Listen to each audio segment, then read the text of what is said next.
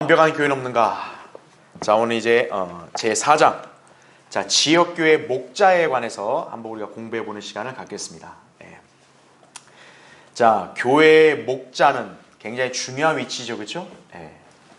오늘날도 많은 교회들이 이렇게 난립해 있고, 그리고 또 많은 목사들이 이렇게 지금 이 땅에서 지금 나름대로 활동하고 있잖아요. 그럼 분별력이 없는 사람들은 목사라고 하면 다 대단하고 다 하나님 종이고 다 똑같은 줄 아는 거예요. 근데 오늘날 참 이게 가슴 아픈 현실이 뭐냐면, 소위 목사라고 하는 대다수의 사람들이 세상으로부터 비난과 질타를 받는 거예요. 그것만큼 수치스러운 일이 없어요. 그럼 왜 그런 일이 벌어지는가 이거예요. 간단해요. 그 사람들은 하나님이 목사로 부르신 적이 없어요. 근데 자기가 생계를 위해서 이렇게 목사로 뛰어든 거예요. 그러면 누가 그런 목사고, 또는 누가 하나님께서 부르신 참된 목사인가? 우리는 그거를 분별할 필요가 있을 거 아니겠어요? 이 시간에 우리가 공부를 하는 거라 이거죠. 여러분, 이 책의 정리된 내용을 통해서 지역교회 목자는 어떠한 상이구나, 우리가 이거를 다시 한번 이렇게 깨닫는 계기가 돼야 된다 이거죠. 그렇죠? 그러면 내가 지금 다니면서 경배드리고 섬기는 교회는 참된 교회구나라는 것을 그 목자를 통해서 알 수 있는 거예요. 그래서 그 책에 보면은 이제 7가지의 주제로 우리가 이렇게 나누어서 살펴볼 텐데, 어떤 사람이 목사가 되는가, 그리고 목사가 되려면 설교를 잘해야 한다 이거죠. 목사에게 요구되는 여러 가지 요건들은 물론 있어요. 하지만 목사는 가장 중요한 게 설교를 잘해야 돼요. 설교를 못하면 그건 일단 부르심 받은 거 아니에요, 그 사람은. 그 다음에 목사의 권위, 그리고 여자 목사. 여자 목사. 우리나라에 여자 목사 엄청 많죠, 그죠? 그러니까 사역자와 최종 권위, 그리고 사람의 종이 되지 말라 그죠. 대다수의 목사들이 실패하는 원인은 바로 이거예요. 사람의 종이 되는 거예요. 특히 장로들의 종이 되는 거예요. 돈 많이 내는 장로들. 그 실패하는 거죠. 마지막으로 목회를 지망하는 학생들은 명심해야 될 사항이 있다 이거죠. 자, 그래서 오늘 여러분 175페이지 한번 보십시오. 자, 첫 번째, 어떤 사람이 목사가 되는가. 자, 그 책의 내용을 여러분 이해하는데 어려움 없습니다. 자, 세상에서는 어떤 사람이 목사가 되는가라고 이렇게 물었을 때는 대다수는 신학대학 나온 사람 목사겠죠, 다 이렇게 생각해요. 그러니까 신학대학은 곧 목사로 가는 어떤 다이렉트 코스로 알고 있는 거예요. 그리고 어떤 사람은 목사 안수 받으면 목사가 되는 줄 알고 있다 이거죠. 자, 여러 가지로 이렇게 다양한 답변을 내놓지만 사실 세상은 정답을 모르죠. 거기 책에 나왔다시피 제일 한심한 게 뭐냐면, 자기가 목사가 되고 싶으면 되는 줄로 아는 사람들이 많은 거예요. 목사 한번 해볼까? 신학대학 들어가면 이제 목사, 그럼 이렇게 목사가 되는 줄 아는 거예요. 그런 사람들이 지금 한국 기독교에 꽉 차 있는 거예요. 자, 두 번째 달락 밑에 보세요. 목사가 되기 원하는 사람은 먼저 하나님의 부르심이 있는가를 살필 줄 알아야 돼요. 자, 그 다음 페이지 보십시오. 176페이지. 자, 근데 이 부르심이라는 거는 이게 객관적인 수치로 드러나는 게 아니잖아요. 그렇죠? 그러니까 누구든 나 하나님 나 부르셨어 이렇게 우겨버리면 사실 이게 육안으로 이게 분별할 그런 답이 없어요. 그런데 우리는 어떤 부분을 유념해야 되냐면, 그 176페이지 중간 달락 보세요. 하나님의 부르심은 인간의 의욕과는 다르다는 얘기죠. 하나님께서 부르시지 않았는데 선지자 노릇을 하려고 한 사람들이 이스라엘에도 있었음을 우리는 성경에서 볼 수 있다는 얘기죠. 우리가 구약 성경을 통관해 보면 누가 선지자냐? 하나님께서 먼저 나타나셔서 그를 부르시는 거예요. 그에게 어떤 목적에 따라서 말씀을 줘가지고 이걸 가서 전하라고, 그렇게 하나님이 부르실 때 그 사람이 선지자의 역할을 하는 거죠. 근데 하나님은 그런 과정이 없는데 자기가 대뜸 나 선지자야? 이렇게 나타났던 사람들이 많다 이거죠. 그게 바로 거짓 선지자들이었던 거예요. 오늘날 이 신약 시대에는 선지자라는 직분이 아니라 하나님이 세우신 교회에 양무리를 보살피는 목자가 있단 말이에요. 근데 그 목자도 뭐냐면 하나님이 먼저 그 사람을 선택해서 불러야 되는데 그거 없이 자기가 목사하겠다고 먼저 나와서 스스로가 목사를 칭하는 거예요. 그런 사람들이 오늘날 훨씬 더 많다는 거죠. 참된 목자보다. 마치 구약에도 참 선지자보다 거짓 선지자들이 많았듯이 오늘날 신약 시대에도 참된 목자보다 거짓 목사들이 더 꽉 차 있다는 얘기죠. 근데 문제가 뭐냐면 이게 보통 사람들은 그런 걸 구분할 재간이 안 되니까 가짜 목사한테 속아가지고 자기 인생을 허비한다는 얘기죠. 허비만 끝나는 게 아니라 자기 인생이 비참해지는 거죠. 자, 그 밑에 따라 보면 신학을 공부하는 것과 하나님의 부르심을 혼동해서는 안 된다는 얘기예요. 그러니까 세상 사람들은 신학대학 가서 신학대학 졸업하면 목사가 되는 줄 알아요. 아니에요. 신학을 공부하는 거하고, 그러니까 성경을 공부하는 거하고 하나님의 종이 되는 것은 별개예요. 자, 왜 그런지 계속 보세요. 자, 교회 시대에 복음을 전하라는 명령은 목사들과 선교사들만 받은 것이 아니에요. 예수 그리스도를 주라고 부르는 모든 사람에게 주신 명령이라는 얘기죠. 그러니까 오늘날 일반 교회들은 복음 전하면 다 목사인 줄 아는 거예요. 그 말은 뭐냐면 평신도는 복음 전하는 게 아닌 것처럼 착각하고 있는 거예요. 복음은 누구나 전하는 거예요. 자기가 예수 그리스도를 구주로 믿었으면 예수님을 증거하는 거죠. 그게 무슨 목사만의 전유물이에요? 자, 성경 공부도 마찬가지예요. 성경을 공부하라는 거는 모든 성도에게 주신 명령이지 목사 될 사람만 공부하라 이게 아니라고요. 근데 세상은 그거를 모르는 거예요. 왜 모르는가요? 카톨릭과 개신교회가 그렇게 만들어버린 거예요. 바로 뭘로 만들었냐? 니콜라파라는 걸 해가지고 성직자 평신도를 구분시킨 다음에 마치 성경을 공부하거나 또 복음을 전하는 거나 이거를 성직자의 영역으로 딱 이렇게 제한시켜버린 거예요. 그러니까 평신도가 성경 알라고 하면 어떻게 되는 거예요? 어딜 감히 이런 식으로 되는 거예요 그냥. 그거 잘못된 거란 얘기죠. 자, 176페이지 맨 아래 달락 보세요. 성도가 신학을 공부하는 것은 하나님의 사람으로 너무나 당연한 일이다. 그래서 디모데서 2장 4절에 하나님께서는 모든 사람이 구원을 받고 진리의 지식에 이르기를 원하시느니라 이렇게 나오죠. 그러니까 진리의 지식에 이르는 것도 특정한 사람이 아니라 모든 사람이 그렇게 되기를 원하시는 거예요. 하나님은. 하나님께서 구원해 주신 것은 주일날만 교회 나와서 예배드리고 가라는 게 아니라 당신이 해야 할 일을 맡길 수 있게 되기를 바라시는 것이다 이거죠. 그래서 구원받은 그리스도인은 주님을 위해 살아야 되는데 주님이 어떤 성도에게는 어떤 일을 시키지만 어떤 성도에게는 설교를 시킬 수 있다고요. 너는 세상에 가서 일하지 말고 사역을 하라 이거예요. 그러면 그 사람이 그리스도인이라면 당연히 어떻게 해야 돼요? 그 명령에 순종해야 되는 거예요. 내가 무슨 목회라 나 세상에서 먹고 이렇게 누리고 싶은 게 더 많은데 사역 싫어요. 그러면 안 된다 이거죠. 하나님이 그에 부르셨으면 그 사람 순종해야 되는 거예요. 자, 거꾸로 뭡니까? 나 목사 할래요 하나님. 아니야 넌 목사가 아니라 넌 내가 시키는 다른 일을 나 목사 할래요. 그럼 돼요 안 돼요? 안 된다고요. 하나님께서는 구원받은 성도들 각인마다 다 계획을 갖고 계시는 거예요. 에베소 2장 10절에 뭐라 말씀했어요? 우리는 그분의 작품이라 해요. 작품.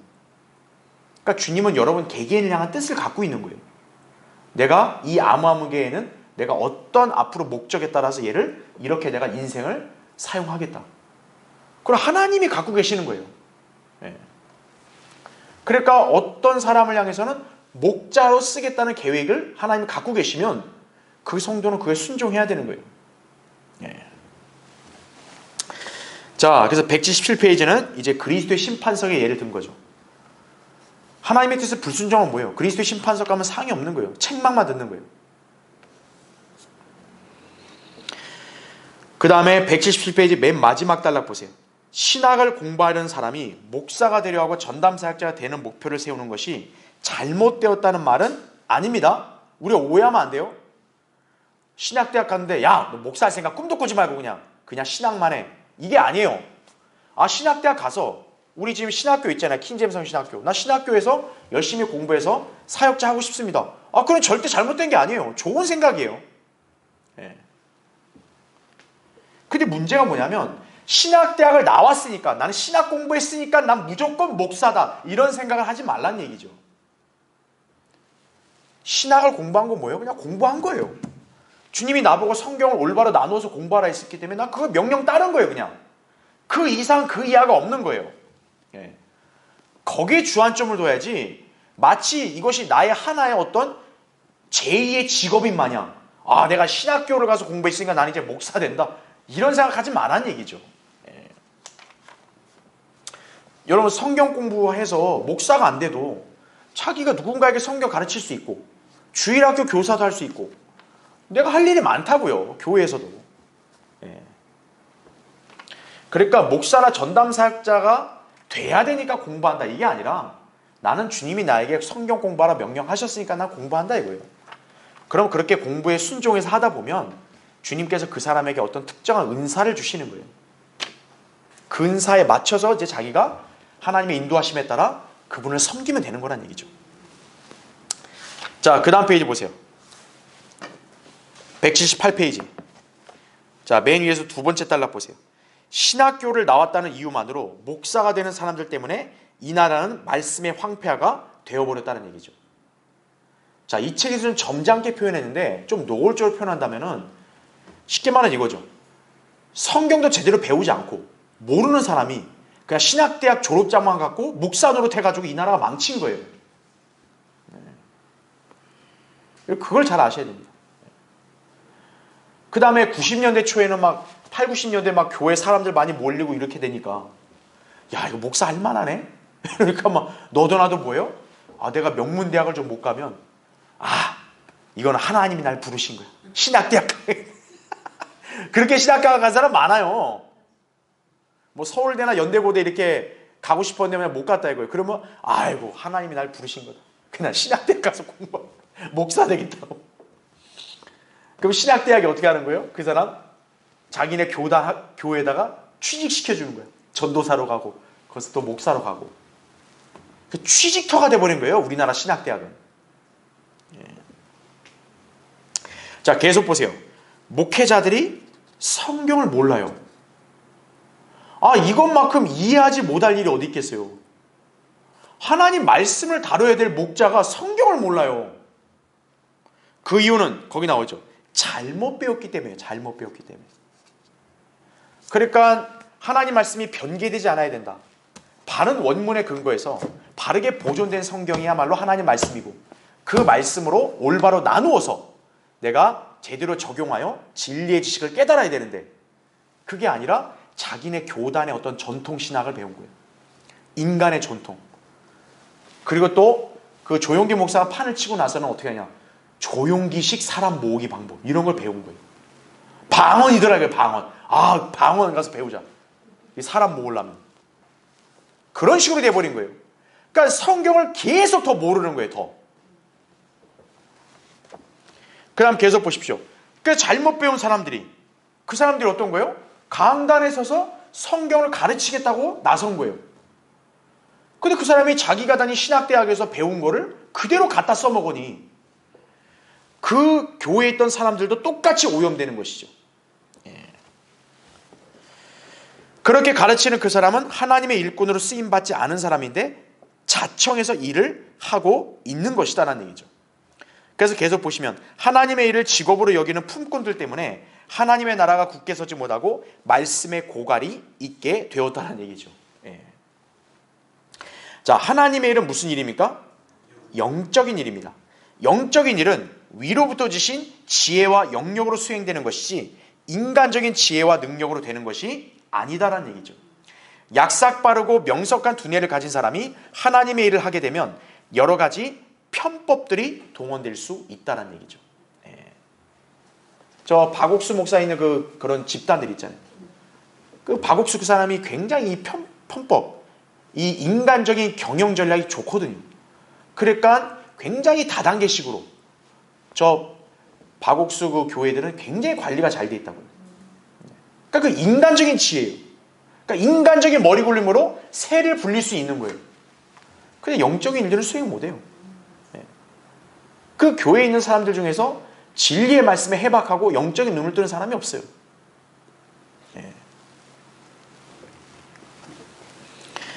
그래서 어떻게 돼요? 계속 보시면 인간적인 방법으로 하나님의 능력이냐 가장하는 것은 위선자들이 하는 짓이다 이거죠. 성령의 열매와 육신의 일들이 판이하게 다르듯이 하나님의 지혜와 영역도 세상의 그것들과 판이하게 다른 것이다 라는 사실이죠. 자, 여러분 잠깐 성경 찾아볼까요? 고린도전서 2장 한번 보세요. 9절부터 한번 읽을게요. 그러나 기록된 바와 같으니 하나님께서 자기를 사랑하는 자들을 위하여 예비하신 것들은 눈으로 보지도 못하였고 귀로 듣지도 못하였으며 인간의 마음속에 들어온 적도 없었느니라 한 것이라. 그러나 하나님께서 이것들을 우리에게 그의 영으로 나타내셨으니 이는 성령께서는 모든 것 심지어 하나님의 깊은 것들까지도 통찰하시기 때문이라 하죠. 사람의 일을 그 사람 안에 있는 사람의 영이 아니면 누가 알리요? 이와 같이 하나님의 일도 하나님의 영이 아니면 아무도 모르느니라 하죠. 우리가 세상의 영을 받지 아니하고 오직 하나님께로부터 온 영을 받았으니 이는 우리로 하나님께서 우리에게 값없이 주신 것들을 알게 하려 하심이라 하죠. 또한 우리가 그것들을 말하되 인간의 지혜가 가르치는 말로 하지 아니하고 성령께서 가르치시는 말로 하나니 영적인 일들을 영적으로 비교하여 말하느니라 이렇게 나오죠. 그러니까 여기서 우리가 일단 알 수 있는 것은 하나님의 말씀이 영적인 말씀이라면 성령께서 가르쳐 주셔야 안다. 우리 일단 이걸 아는 거죠. 그렇죠? 그러니까 어떤 영에 속한 일들을 알려면 자, 하나님의 영에 속한 일들은 하나님의 영이 아니면 모른다는 얘기죠. 그런데 거기 14절 한번 보세요. 그러나 자연인은 하나님의 영의 일들을 받아들이지 아니하나니 이렇게 나오죠. 여기서 자연인이라는 것은 거듭나지 않은 사람 말하는 거예요. 그러니까 거듭나지 않은 사람은 그냥 물리적인 출생만 했기 때문에 자연인인 거예요. 그러니까 자연인은 왜 하나님의 영의 일들을 받아들이지 않냐? 계속 보세요. 이는 그 일들이 그 사람에게는 어떻게 여겨져요? 어리석게 여겨지기 때문이요. 또 알 수도 없나니 이는 그 일들이 영적으로만이 분별되기 때문이니라 이거죠. 그러니까 영이 죽어있는 죄인이 어떻게 하나님의 영적인 것들을 알 수 있겠어요? 모른다는 얘기죠. 그런데 15절 보세요. 영적인 사람은 어떻게 모든 것들을 판단한다 이거죠. 자신은 아무에게도 판단받지 아니하느니라 이거죠. 왜 영적인 사람이 모든 걸 판단할 수 있다고 그랬냐면 방금 우리 앞에 13절 읽었잖아요. 성령께서 가르치시는 말로 한다 그랬잖아요. 영적인 사람은. 그렇죠? 그러니까 성령께서 가르치시는 말은 곧 하나님의 말씀인 거죠. 그러니까 영적인 사람이 판단할 수 있는 근거는 뭐예요? 성령께서 가르치신 하나님의 말씀으로 판단하니까 가능한 거예요. 그러니까 하나님 말씀으로 판단하기 때문에 이 영적인 사람을 다른 사람이 함부로 판단하면 안 된다는 얘기예요. 왜요? 지금 그 사람 자신의 영으로 얘기하는 게 아니라 하나님께서 하신 그 말씀을 갖고 잣대로 판단하니까 거긴 누구도 이의를 달 수 없다는 얘기죠. 바로 이거예요. 그래서 영적인 일은 위로 계신 주님께로부터 내가 지혜와 영역을 받아야 이 일을 할 수 있구나 이거죠. 성경을 어떻게 올바로 가르칠 수 있냐면 성령님께서 나에게 조명을 주셔야만 성경을 내가 올바로 가르칠 수가 있구나. 이렇게 되는 거거든. 근데 목사들이 거듭나지 않았다 이거예요. 그러면 그 사람은 성령께로부터 무슨 조명도 받을 수 없고 영적인 거를 전혀 몰라요. 그런데 그 사람이 강단에 서서 영적인 하나님 말씀을 전파한다고 했을 때 여러분 그게 상황에 어울려요? 우스꽝스럽죠. 그래서 어떤 일이 벌어지냐면 장경동 목사같이 만담이나 하는 거예요. 그냥 코미디. 왜냐? 사람들이 전혀 하나님 말씀을 통한 어떤 감화도 없고 깨우치지 못하고 그런 상태에서 그냥 앉아서 얘기만 들어봐요. 얼마나 답답하겠어요. 그러면 여기 앉아있는 사람들 실직 나겠죠. 실직 나면 교회 와요 안 와요? 교회 안 오죠. 그러면 그 목사 입장에서 큰 손실 아니에요. 어떻게든 교회에 자꾸 붙어있게 해야 될 거 아니겠어요. 그러려면 어떻게 할 수밖에 없어요. 교인들이 재미있게 해줘야죠. 그래서 강단에서 일단 떠들어야 되는데 자기는 성경을 잘 모르니까 그냥 만담을 하는 거예요. 지금은 모르겠지만 예전에 어떤 교회들 같은 경우는 무슨 주말 드라마나 이런 거 갖다 얘기하는 거예요, 강단에서. 어쨌든 듣고 재미있어 하면 되니까. 그런 우스꽝스러운 작태가 한국 교계에서 벌어지고 있다 이거예요. 자, 그래서 이거는 이제 예전에 목사님이 알던 그 락카우 목사님 그 신학원에서 그 강사로 일했던 레리 벤스 박사에 관한 얘기예요. 이 사람이 칼빈주의 비평에는 거의 세계적인 권위자라고 당시에 알려졌거든요. 그만큼 헬라어도 잘하고, 그리고 이 사람이 칼빈주의의 그런 어떤 이단 교리를 아주 적재적소에 아주 잘 비평한 책도 냈어요. 우리 말씀보존학교도 칼빈주의 그 비평한 그 책들, 이거 벤스 형제가 쓴 걸 우리가 번역도 했어요. 근데 이 형제는 특징이 뭐였냐면 사역자, 목회로 안 나간 거예요. 아니 이렇게 해박한 성경 지식과 헬라어 뭐 이렇게 다른 외국어 실력도 좋은 형제인데 누가 봐도 어느 누구랑 비교할 수 있을 만큼 뛰어난데 이 형제는 이렇게 사역에 나가는 게 아니라 그 책에도 나왔다시피 자동차 정비를 하는 거예요.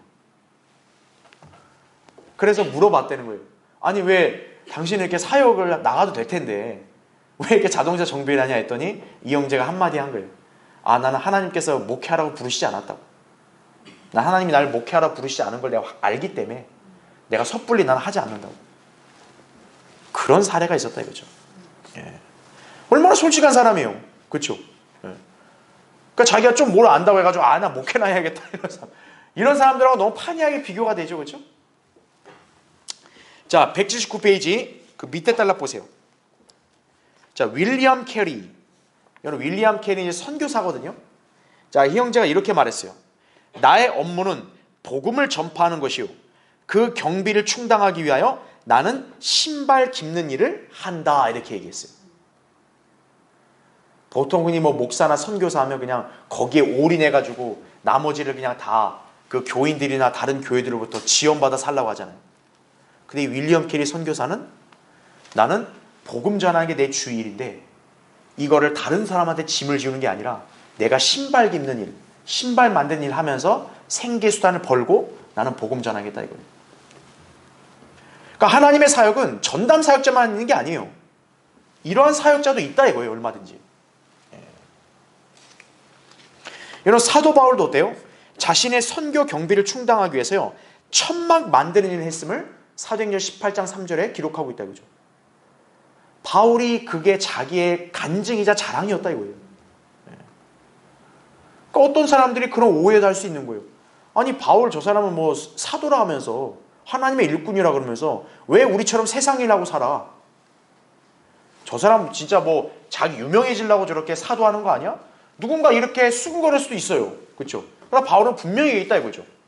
나는 하나님의 일을 하는 사람으로서 하나님으로부터 빵을 받을 수 있는데 나는 일부러 그 권리를 안 썼다 이거예요. 왜냐? 그가 세운 교회 성도들에게 부담을 안 주겠다 이거예요. 나는. 자, 여러분 잘 그걸 기억하셔야 돼요. 그래서 우리가 하나님의 일을 했을 때는요, 이게 무슨 신비로운 어떤 체험이 아닙니다. 목자인 저도 이렇게 처음 사역을 했을 때 무슨 뭐가 있겠어요. 그러니까 현실적으로 나는 어떻게 우리 가족의 생계를 위해서 내가 이렇게 해야겠다. 나름대로 계획도 세웠고 기도하고 또 일도 했다 이거죠. 처음에는. 하나님 다 채워주시잖아요. 지금 이제 사역에 거의 전념하잖아요. 그죠? 그러니까 이게 그냥 막연하게 추상적으로 생각하면 안 돼요. 그걸 알아야 될 게 뭐냐면요, 하나님의 부르심을 받잖아요. 하나님께서 그 순종하는 성도의 생을 책임져 주시는 거예요. 그래서 처음에는 막 막연하고 막막해도 기적적으로 생활을 하는 거예요. 그게 바로 사역에 부르심 받은 증거예요. 그게. 근데 부르심을 받지 않은 사람들은 그런 간증이 있겠어요? 없죠. 그러니까 그 사람은 엄청나게 고생하는 거예요. 그러니까 과거에 우리 성경 침략에 다닌 사람들 중에 신학교 공부하고 나서 나름대로 사역을 하겠다고 이렇게 도전했던 사람들이 많아요. 근데 그 사람들 다 고꾸라졌어요. 왜 고꾸라졌을까요? 그 사람들은 부르심을, 목회를 받은 게 아니에요. 그냥 자기 열성으로 간 거예요. 그러니까 어떤 거예요? 치질이 고생하는 거예요. 고생을. 그러니까 열성은 좋은데, 그럼 문제는 정말 부르심이 있는지를 잘 점검을 해야 돼요. 왜냐, 하나님이 주관하지 않으시면 인간이 그 길을 감당할 수가 없어요. 그래서 실패한 사람들이 많다는 거예요. 그래서 이 사람들이 그냥 막연하게 하나님이 해주실 거야, 나 목회하면 다 알아서 해주실 거야, 나갔더니 정작 안 되는 거예요. 생활도 갈수록 어려워지고 가족들이 더 힘들어지고, 그럼 결국 어떻게 되는 거예요? 포기하는 거예요. 그냥 그런 사람들이 많았다는 거죠. 지금 제가 얘기한 거는 우리 성경대림의 교회 기준으로 얘기한 거예요. 다른 가짜 교회는 그런 거 신경 안 써도 돼요. 왜? 신학대학 나오고 그냥 잘만 보이면 그냥 알아서 그냥 꽂아주니까, 쉽게 말하면. 그죠? 먹고 살게 해주고, 뭐 집도 사택도 주고 차도 주고 다 알아서 해주잖아요. 왜냐? 그런 데는 하나님의 참된 교회들이 아니니까, 취직터니까 그냥. 그러나 하나님의 참된 부르심 받은 종은 정말 이런 기적 같은 간증을 늘 경험하고 사는 거예요.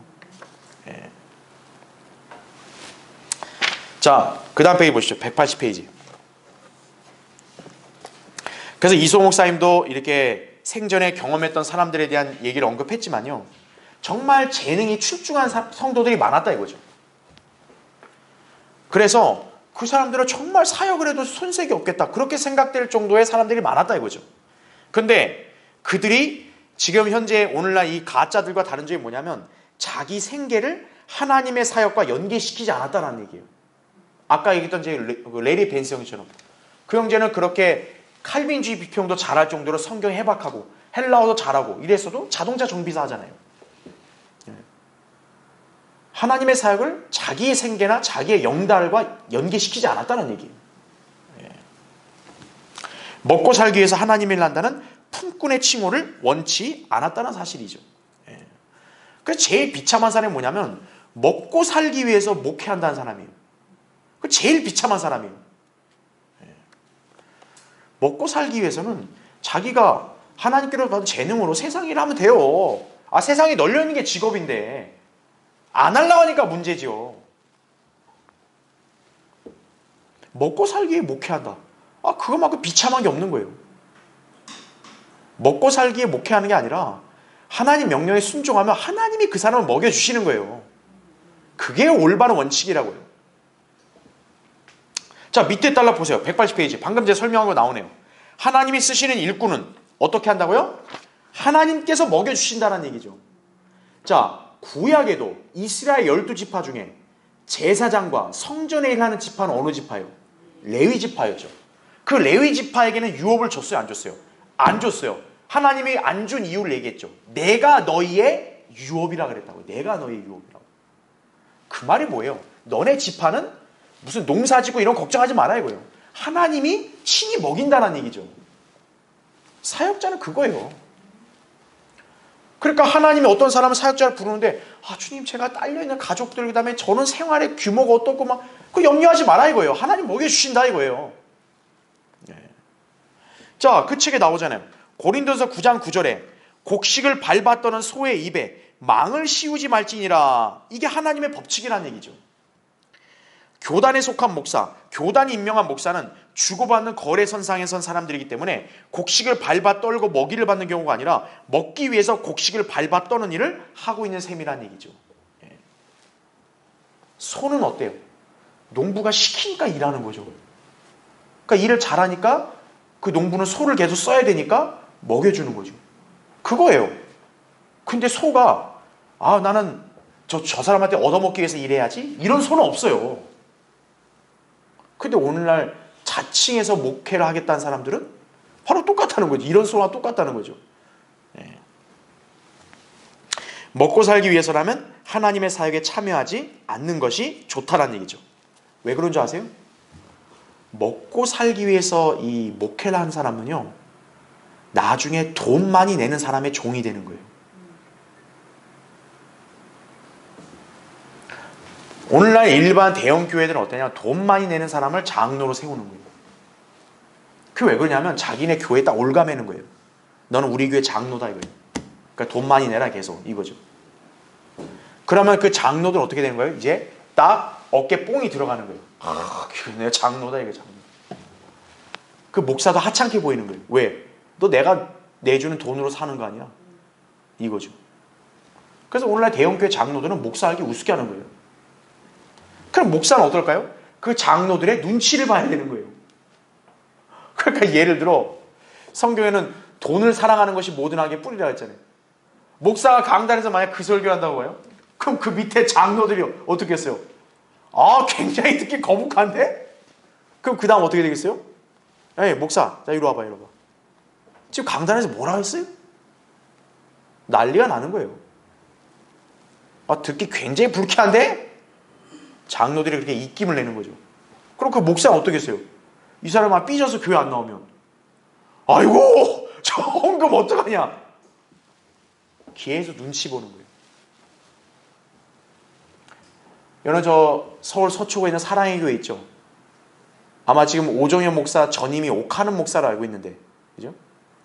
그 옥하는 목사가 자기가 회고록을 하나 낸 게 있어요. 거기서 자기가 그 수리한 게 뭐냐면 거기 밑에 장로들이 앉아있기 때문에 자기가 뭔가 이 장로를 듣기 거북한 내용을 말을 해야 될 타이밍이었는데 이 장로들 때문에 말을 못했다는 거예요. 그거예요. 먹고 살기 위해서 사역하면 어떻게 되냐? 굴복을 하는 거예요. 그러니까 사람을 자꾸 꼬시는 거예요. 이거 교회 나와요. 교회 나와요. 그 다음에 이러는 거예요, 계속. 자, 그래서 맨 밑에 달라 보세요. 180페이지 맨 밑에 달라. 신학교를 졸업했다 해서 하나님이 다 부르신 게 아니다 이거죠. 하나님은 살아계신 분이고 당신이 무슨 생각, 무슨 야망, 무슨 계획을 가지고 있는지 낱낱이 아시는 분이다 이거죠. 위로부터 지혜와 영향을 받지 않은 사람들의 사역이 일선에 서게 되면 그들은 하나님의 일에 있어서 그 어떤 일도 하지 못함을 알 수 있다는 얘기죠. 그래서 우리 이소호 목사님도 생전에 어떤 비유를 하셨냐면 하나님의 부르심에 순종해서 이제 사역에 들어오잖아요. 그럼 그 사람은 사역을 하는 게 너무나 원활하다는 거예요. 마치 뭐냐? 기차를 그냥 전동 레버를 딱 놓고 기차가 알아서 가는 거와 똑같다는 거예요. 근데 부르심 받지 않은 사람이 목회하겠다 뛰어들면 어떤 일이 벌어져요? 마치 전동차를 밀고 가려는 사람과 똑같다는 거예요. 이거 얼마나 힘들어요. 그러니까 부르심 받지 않은 사람이 그렇게 자기가 그냥 의욕적으로 그냥 막 목회를 하겠다고 나는 사역하겠다고 이렇게 덤볐다가 정말 그렇게 낭패를 배운 경우가 많다는 얘기죠. 그러니까 우리가 알아야 될 것은 그리스도인은 어때요? 일단 하나님께서 모든 사람이 구원받기 원하시기 때문에 그 사람이 구원받는 순간 그리스도인으로 모두 부르심 받는 거예요. 구원받은 사람은. 그러나 사역자는 또 거기서 주님이 따로 선별하신다는 얘기죠. 자, 선별하는 법을 잠깐 예를 하나 볼게요. 여러분 사도행전 13장 한번 보세요. 1절 보시면요. 당시 안티옥에 있는 교회에는 몇 명의 선지자들과 교사들이 있었는데 즉 바나바와 니겔이라고 하는 시몬과 쿠레네 사람 루키오와 영주 헤롯과 함께 자란 마나엔과 사울이라. 그들이 주를 섬기며 금식하고 있을 때 성령께서 말씀하시기를 잘 보세요. 내가 불러시키는 일을 위하여 바나바와 사울을 내게 따로 구별해 놓으라 하시니라. 그러므로 그들이 금식하고 기도한 후에 그들에게 안수하여 떠나 보내니라. 이렇게 나오죠. 지금 여기 보시면 안티옥 교회들의 여러 선지자들과 성경 교사들이 있었는데 지금 이제 하나님께서 소아시아 이 선교를 보내려고 할 때 이 중에서 지금 바나바와 사울을 따로 선별하셨죠. 지금 여기 2절에 나온 대로 하나님께서 불러시키는 일을 위해서 이 여러 명 중에 누구를 따로 구별한 거예요? 바나바와 사울이에요. 사울이 이제 바울이거든요.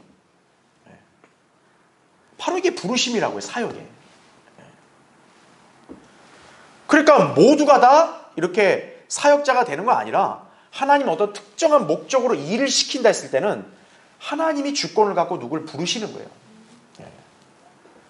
그래서 하나님이 쓰시는 종이라 했을 때는요. 그 사람 하나님 쓰는 종이 맞다면 일반 성도들이 함부로 그 사람 폄하하면 안 되는 거예요. 야, 저 사람은 잘 배우지도 못한 사람 같고 저 사람은 또 외모도 별 볼렸고 저런 사람이 무슨 목회를 하고 그러면 안 된다 이거죠. 하나님이 불을 쓰신 종이면 그건 하나님이 쓰시는 거지 인간이 왈가왈부하고 평가하는 게 아니에요. 근데 하나님이 부르지 않은 가짜가 쓰면 어떤 거예요? 그건 여러분이 분별해야 되는 거예요. 저 가짜구나 이거예요. 저 성경 없는 엉뚱한 소리 하는구나 이거. 그럼 여러분은 딱 말을 빠이빠이 하고 뒤돌아서야 되는 거예요. 아유, 근데 인간적인 정이 있는데, 뭐지, 초코파이 정처럼. 정이 있는데, 아유. 이러면 그냥 거기서 그냥 평생 그냥 썩히는 거예요. 성경에서는 그 사람이 하나님의 종인지를 시험해 보라 그런 거예요. 그래서 확실하면 따르고, 아니면 돌아서야 되는 거예요. 자기 인생 낭비하지 않으려면. 자, 181페이지 보십시오. 그래서 이제 우리는 어떤 사람이 목사가 되는가에 대해서 이제 세 가지 이렇게 조건을 먼저 볼 텐데, 자, 1번. 자, 우리 어떤 단어로 표기되어 있나요? 소명. 영어로 divine calling. 자, 이게 하나님의 부르심을 가리켜요. 그래서 우리가 목사나 어떤 선교사 하면 부르심 받은 증거 있냐 이렇게 얘기하잖아요. 하나님의 부르심을 우리가 소명이란 단어로 이렇게 정리할 수 있다. 그죠? 소명. 네. 그래서 밑에 보세요. 첫째, 하나님의 부르심은 극히 어떤 일이요? 개인적인 일이라는 거 아셔야 돼요. 그래서 우리가 어떤 사람이 저 하나님께서 이 일을 하라고 부르신 그런 확신이 있어서 내가 이 사역을 합니다. 이렇게 누가 자원했단 말이에요? 그럼 그거에 대해서 우리가 함부로 속단하면 안 돼요. 왜냐? 부르심은 개인적인 거기 때문에 정말 하나님과 그 사람과의 관계 속에서 그 사람이 어떤 계기로 부르심 받은 걸 뭔가 증거가 있다 이거예요. 그러면 그거는 하나님과 그 사람의 관계이기 때문에 다른 삼자가 함부로 알 수 없으니 함부로 속단할 수 없어요. 그래서 우리가 처음부터 넌 아니야 이렇게 말 못한다고요. 어떤 사람 나 사역에 부르심 받았어요. 그러면 하나님의 뜻이 있으면 한번 잘해보시라고 기도하겠습니다. 우리 이렇게 답할 수밖에 없는 거예요. 전적으로 하나님과 부르심을 받은 그 사람과의 문제다 이거죠. 또 이 부르심은 전적으로 주님의 권위란 얘기죠. 주님이 원하시는 사람은 누구나 부르실 수 있는 거예요. 그래서 거기 책에도 나오지만 요한복음 15장 16절에 보면 너희가 나를 선택한 것이 아니요 내가 너희를 선택하여 임명하였나니 이렇게 나오죠. 이걸 보고 또 칼빈주의자들은 이거 예정론이라고 그런 헛소리 하는데 이건 구원을 얘기하는 게 아니에요. 사역을 위한 선택을 말하는 거죠. 그러니까 하나님의 사역을 위해서는 하나님이 선택하시지 인간이 먼저 선택하는 게 아닌 거죠. 하나님 나 목사할 테니까 그렇게 알고 계세요? 이게 아니란 얘기죠. 자, 밑에 보세요. 주님은 자신이 원하시는 사람을 부르신다라는 얘기죠. 그분께서 바울을 부르시는 모습을 통해 볼 때 주님께서 원하시는 사람은 누구든지 부르신다는 것을 알 수 있다는 얘기죠. 여러분, 사도행전 9장에 보면 이제 바울이 예수님 만나고 나서 회심했잖아요. 아나니아가 침례받으러 갔잖아요. 그러니까 주님은 미리 아나니아한테 그거를 딱 알려주죠. 이제 사울이 오면 너 침례주라고. 근데 이 사울이 워낙 악명이 높은 사람이거든요.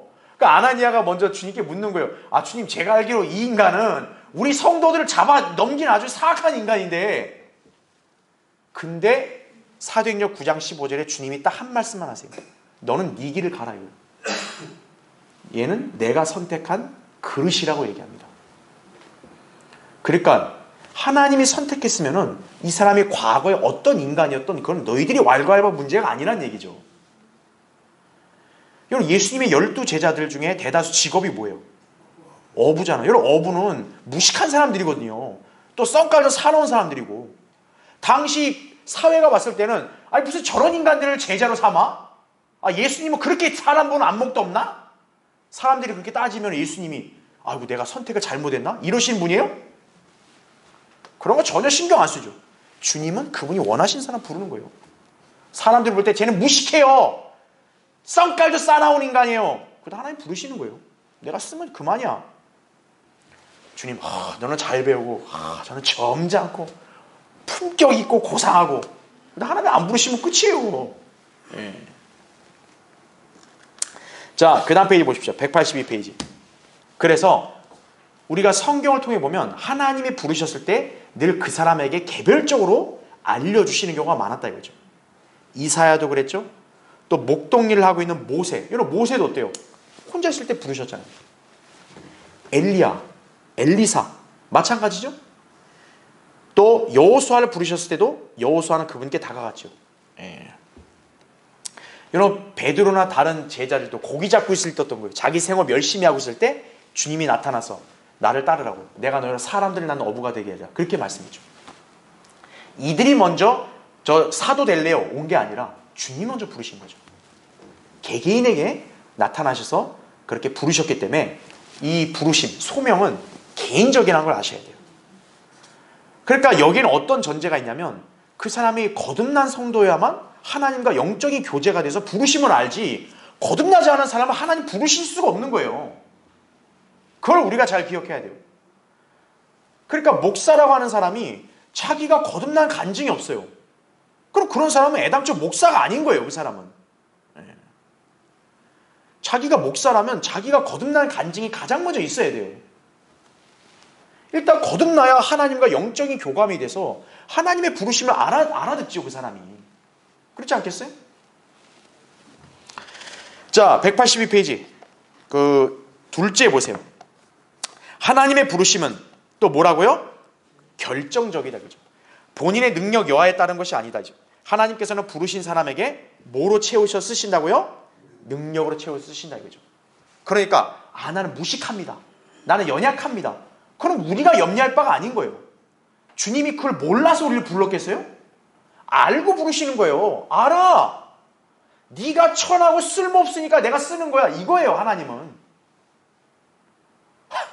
하나님께서 서울대학교 나온 사람 쓰시는 거예요? 의대 나온 사람 쓰시는 거예요? 하나님이? 네? 아니라고요. 주님 저는 IQ가 낮은데요. 기억력도 힘이 안 돼요.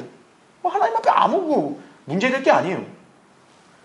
주님 저는 비실비실 이렇게 한대요. 걱정 없다 이거예요. 주님이 부르셔서 그 사람 순종만 하면 그때부터 주님이 책임지시는 거예요. 지혜와 능력 주시는 거예요. 그러니까 성도에게 요청되는 것은 믿고 순종하는 것뿐이다 이거죠. 하나님의 부르심을 보면 늘 하나님의 편에서 시작하심이 있음을 알 수 있다라는 거죠. 그러므로 하나님께서 무엇을 하라고 하시면 무조건 어떻게 해야 돼요? 따라 나서야 되는 거예요. 오히려 자기가 애써 겁먹어가지고 주님 저 이렇게 저는 못 가겠습니다, 이렇게 불순종하면 안 된다 이거죠. 그럼 어떻게 하는 줄 아세요? 하나님께서 그 사람 고꾸라뜨리는 거예요. 순종할 수 없게끔 만드시는 거예요. 순종하지 않을 수 없게끔 만드시는 거예요. 자, 계속 보십시오. 하나님이 일하시는 방법은 처음부터 큰 것으로 시작하지도 않으시고 큰 일을 맡기지도 않는다는 점을 우리가 알아야 됩니다. 처음부터 야 너는 큰 교회 목사라 이렇게 부르신 적 없어요. 절대로. 작은 일부터 시키는 거예요. 주님이 여러분을 어떤 특정한 목적으로 부르셔서 일을 시켰죠? 그럼 그 일을 할 수 있도록 훈련을 시키시고 적은 일을 맡기신다는 점을 아셔야 돼요. 저도 지금 여러분에게 이렇게 말씀으로 양육하는 목자의 직분을 수행하고 있는데 저는 처음부터 목사로 태어난 사람은 아니잖아요. 저는 먼저 하나님께서 뭘로 쓰셨냐면 주일학교 교사로 쓰셨다 이거죠. 또 크리스찬 중고등학교 기숙사 아이들 돌보는 그런 선생으로도 쓰셨다 이거죠. 그런 걸로 훈련시키는 거예요. 주님이 보셨을 때 그걸 내가 신실하게 잘 감당했다고 주님이 여기셨기 때문에 지금 이렇게 목회를 맡기시는 거예요. 하나님은 그렇게 일하시는 것이지 처음부터 너는 바로 가서 목사해라 이런 거 아니라는 얘기죠. 자, 그래서 이제 183페이지 보십시오. 그래서 거기 두 번째 달락 보세요. 맨 위에부터 볼게요. 맨 위에 줄, 맨 위에 달락 보세요. 신학을 공부한다는 것이 곧 목사가 되는 것을 의미하지는 않는다 이거예요. 목사를 직업으로 갖고자 하는 사람은 다시 한번 생각해 봐야 한다 이거죠. 목사는 하나님께 헌신한 사람이기에 자기에게 돌아올 유익이나 혜택에 의해서 그것을 직업으로 결정해서는 안 될 것이다 이거죠. 목사는 안락하게 사는 사람 아니에요. 예수 그리스도를 위해서 박해와 고난을 감당할 뿐만 아니라 심지어는 예수 그리스도를 위해서 자기 생명을 내어놓을 수도 있는 사람이어야 돼요. 진리를 위해서라면 자기 목숨도 바쳐야 되는 사람이에요. 목사는. 근데 그걸 모르고 그냥 안락하고 사람들한테 좀 대접받고 살고 싶어서 목사한다. 그러면 애당초 생각을 접어야 돼요. 차라리 그런 사람은 정치를 해야죠. 오히려. 자, 밑에 답을 보세요. 하나님께서 부르셨는지 부르시지 않았는지도 모르면서 신학교를 나왔다는 이유 하나만으로 모두 목사가 되려고 하고, 또 그런 사람이 목사가 되었기 때문에 교회가 복음을 전파하는 일에 소홀하게 되었고, 비성경적 교리의 확산을 막는 데 있어 교회가 제 기능을 다하지 못하게 된 것이다라는 얘기죠. 이게 지금 이 나라의 안타까운 영적 현실이에요. 자, 맨 밑에 달라 보세요. 헌신한 사람이 하나님의 사역에 참여하는 열정은 높이 사줘야 됩니다. 그 사람이 하나님의 부르심을 받고 쓰임을 받았다면 그처럼 아름다운 일이 어디 있겠는가 이거예요. 그러나 육신적으로도 다듬어지지 않고 성경적 지식도 갖추어지지 않고 하나님 말씀도 제대로 가르치지 못하는 사람이 스스로의 약점을 알면서도 사역자를 자청하는 것은 마치 비행기를 몰 줄 모르는 사람이 조종을 하겠다고 조종석에 앉아있는 것과 다름이 없다는 얘기죠.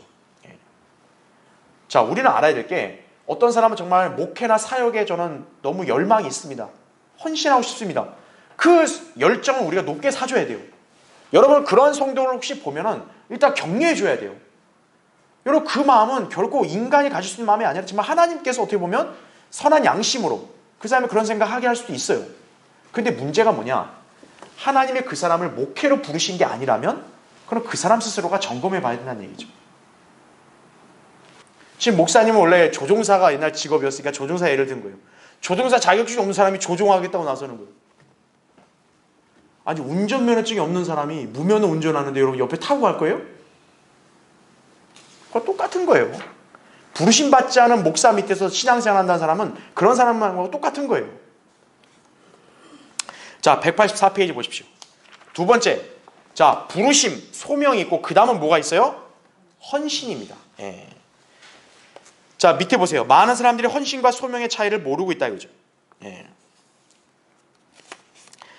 자, 밑에 보세요. 그 다음 또 밑에 달라. 헌신이란 그리스도를 중심으로 생활의 목표와 체계와 실상을 바꾸는 것을 말한다 이거죠. 자기의 주관대로 세상 살기를 고집하지 않고 주님의 뜻에 따라 사는 것이다라는 얘기죠. 예. 자, 여러분이 예수 그리스도께서 여러분의 죄값을 다 지불하시고 여러분 구해주신 구주라는 거 믿죠? 예수님이 여러분의 주라는 걸 믿으세요? 그럼 그건 여러분의 인생의 주라는 뜻이에요. 그럼 여러분의 인생을 누가 주관하는 거예요? 이제는 내가 옛날처럼 주관하고 사는 게 아니라 예수 그리스도 나의 구주가 주관하는 거예요. 그러니까 그분의 뜻에 따르겠다라고 결심하고 여러분의 몸과 마음을 그분께 드리는 거, 이게 헌신이에요. 바로 그렇게 헌신한 사람이 어떤 거예요? 이제 하나님께서 헌신했으면은 그 사람을 쓰시는데, 바로 여기서 뭐냐, 목사로 쓸지 아니면은 다른 일꾼으로 쓸지 그건 이제 하나님이 결정하신다는 얘기예요. 그러니까 나머지 내용도 여러분 다 그렇게 이해하시면 되는 거예요. 자, 그 다음 페이지 보세요. 그래서 마지막 세 번째, 전담 사역자가 간직할 세 가지 간증. 그래서 밑에 1번 보십시오. 자, 이거 아까 제가 설명했죠. 전담 사역자는 뭐가 있어야 돼요? 구원 간증이 있어야 돼요. 하나님은 구원받지 않은 사람을 결코 목사로 부른 적이 없어요. 근데 안타까운 게 오늘날 대다수 목사들이 구원받지 않은 채 그냥 목회하고 있는 거예요. 그러니까 구원 간증하라고 하면 또 엉뚱한 소리나 하고 있는 거예요. 전부 다.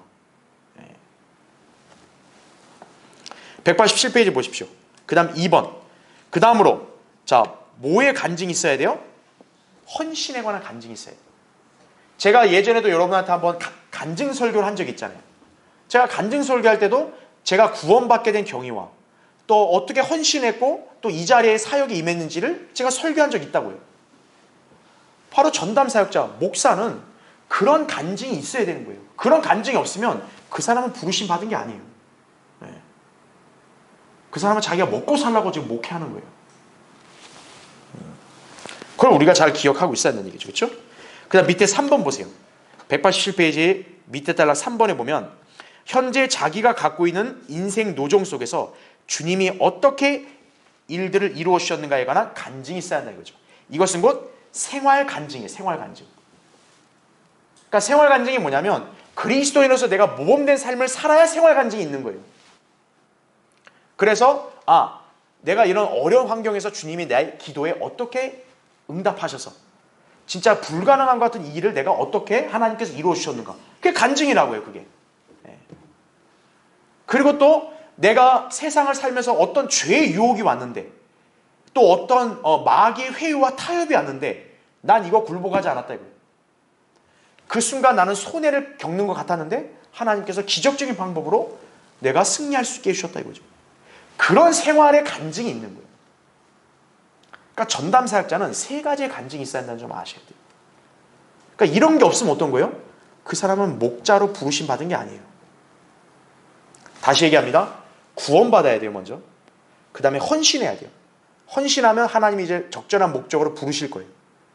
세 번째는 생활 간증이 있어야 돼요. 그게 바로 본이 돼야 성도들에게도 본이 되고 영적 권위가 서는 거예요. 목사가 자기가 똑바로 못하는데 성도들한테만 똑바로 하라고 하면은 그 성도들이 뒤에서 웃기는 소리 하고 있네 이렇게 하면서 그 목사를 신뢰 안 하는 거죠. 성도들 보고 돈 사랑하지 말라는데 목사가 돈을 사랑해요. 그러면은 그거 간증이 안 되죠. 그 사람이 설교한다는 게 하나도 이렇게 성도들 마음에 영향이 안 가는 거예요. 그러면 사역 실패하는 거죠. 바로 이런 세 가지 간증이 있어야 된다. 이 점을 우리가 잘 기억해야겠죠. 그렇죠? 자, 여러분 이제 어떤 사람이 목사가 되는지 일단 딱 감을 잡으셨죠. 그렇죠? 자, 다음 시간에 또 이어서 하겠습니다.